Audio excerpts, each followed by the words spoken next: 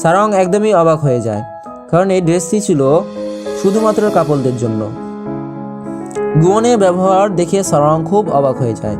গুয়ন সারংকে নিয়ে একটি রেস্টুরেন্টে নিয়ে চলে আসে, আর তখন সেখানকার ওয়েটার তাদের বলতে থাকে যে তাদেরকে খুব সুন্দর মানিয়েছে। কথা বলে মেয়েটি তাদের ছবি নিতে থাকে।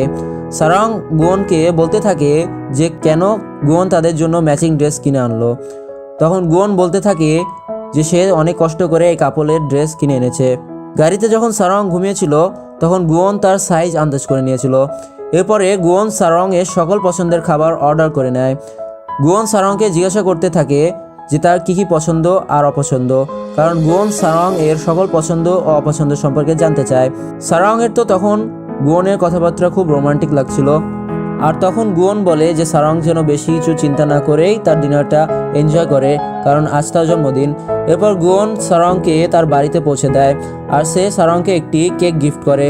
আর এগুলো করার সময় গুয়ন তো খুব লজ্জা পাচ্ছিল, কারণ সে আগে কোনো দিন কোনো মেয়েকে নিয়ে ডেট করেনি। আর তখনই সেখানে ইউনাম চলে আসে, আর সে বলতে থাকে যে এজন্যই তুমি আমার সাথে ব্রেকআপ করেছো, এটা তোমার একটা পরিকল্পনা ছিল।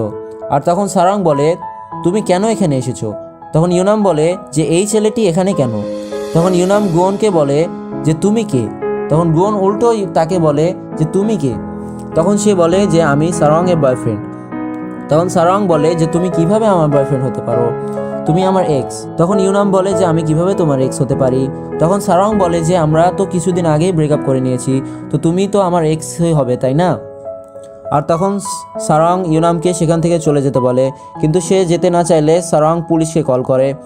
আর তখন ইউনাম তাকে কল করতে আটকায়, আর সারং তার ওপরে অনেক বেশি ক্ষেপে যায়, আর তাকে বলে সে যদি তার কোনোদিন মুখ দেখেছে তাহলে তাকে মেরে ফেলবে।